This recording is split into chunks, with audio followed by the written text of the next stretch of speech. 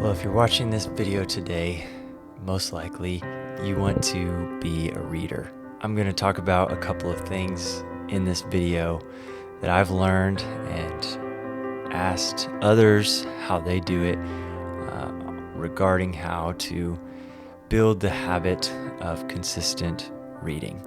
When it comes to reading, I think everyone probably knows that it's important, but overcoming the constant pull of instant gratification through social media, YouTube, any type of streaming service that you may have, those things are so much easier to just gratify ourselves and slouch down into a comfy couch at the end of a long day and just indulge.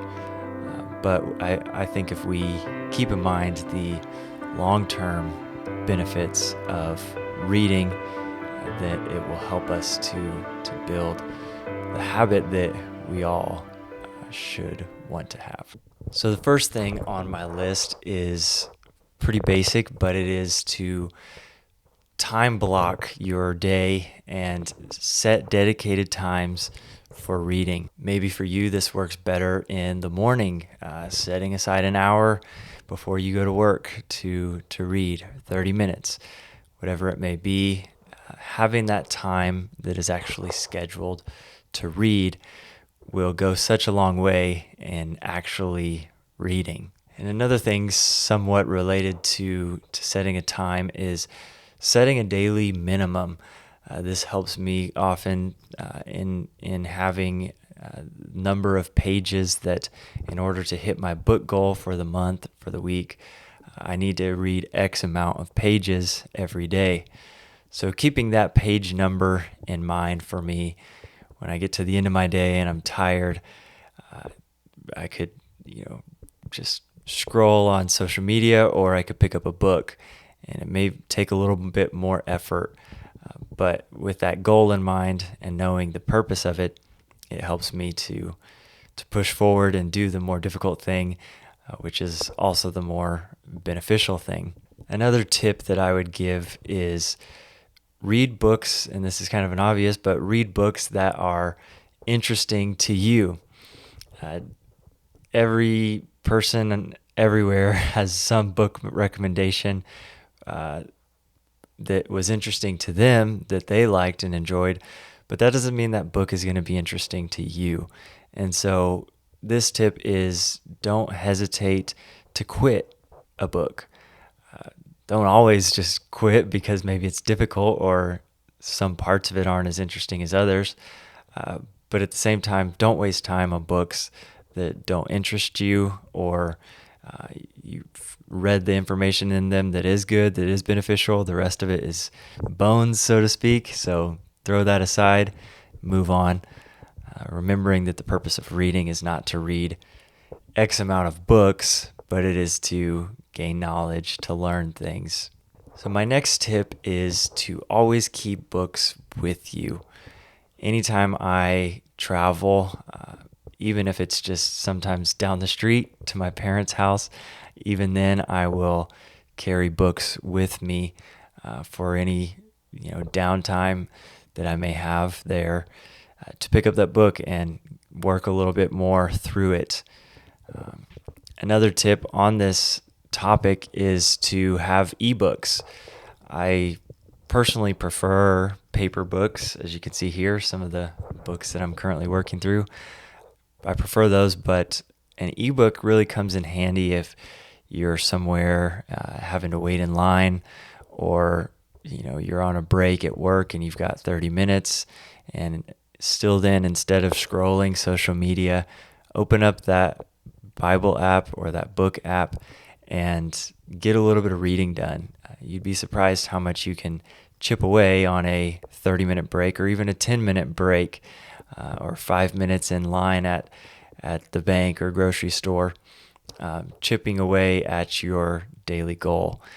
And then it keeps your mind active as well. For me, I always keep at least a minimum of one book ongoing in my reading app, and I think it's just called iBooks or whatever the Apple reading app is, kind of equivalent to Kindle. I always have a book in there in progress so that I know if I have some downtime and I don't have a physical book with me, I can pull out my phone and use that time for moral time rather than just amoral time that I'm wasting scrolling through nothing. My next tip is regarding your environment. So this tip is to create an environment that encourages reading in your home. And I recommend having a specific location that is your reading location. This chair is my reading chair, and I'm not going to sit in this chair and use my phone. Setting some simple rules like that really, for me, help and go a long way. When I enter a room and it's clean, there's a lamp by my table, there's the stack of books.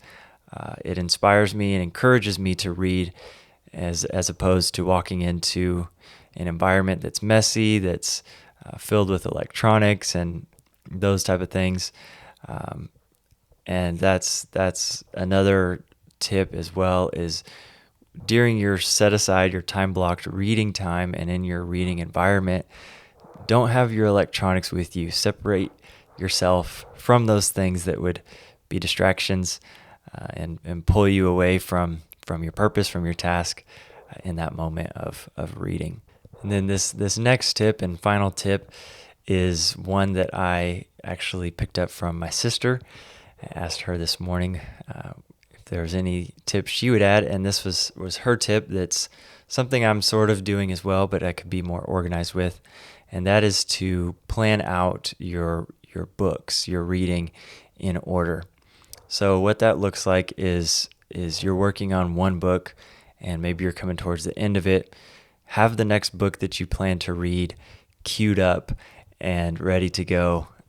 Make a list, like I talked about in my last video, having a reading list throughout this year and organizing that list into categories of topics that I want to read, and keeping those cycled and going through them, and putting them in an order, in a queue, so that I know, okay, I finished this book, I'm ready to move on to the next book, or this book's maybe getting a little difficult, a little boring. I'm going to start the next book and kind of interweave those and finish them or work on them together. There's also nothing wrong with that. And that helps me as well by having 2 or 3 or 4 different books going at the same time that I'll maybe read a chapter or 2 in and then jump to the next one, just to keep that rhythm going. So that's it for my tips for this video. I do have a couple of recommendations though. For digital books, if you have never heard of or seen, there is an app that is called Libby. I think it's just called Libby, and you'll find it. It's a really cool, beneficial app that is actually connected to your district or county library. And what's really cool is if you have a library card, you can connect your library card to this app and download or rent books, ebooks on this app, just like you would go to a library and check out a book. You can check it out on this app, and that also includes audiobooks on there. And so that's a really, really handy tool to have. You can have it across multiple devices, and it all syncs up, which is really nice.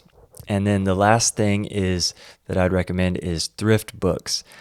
This is an application, but you can also just go to thriftbooks.com, and any book that you're considering getting or purchasing, I would recommend checking it out on Thrift Books first. Most of them are used when you buy them on there, but you can find mini books for $4 and $5, and so it's a great place to go look. I will warn you, it does cause quite a bit of a book buying habit, which I have found, but it's I think a better investment spending $4 or $5 a couple times a month, when we spend the same amount on a cup of coffee once a week or every day for some people. So why not use that money a couple times a month to purchase some books? So that's it. That's my tips, recommendations. Once again, if you have any things that you would recommend, any things that work for you, feel free to drop them in the comments, send me a message. But I hope this video is helpful to you, and we will see you next time.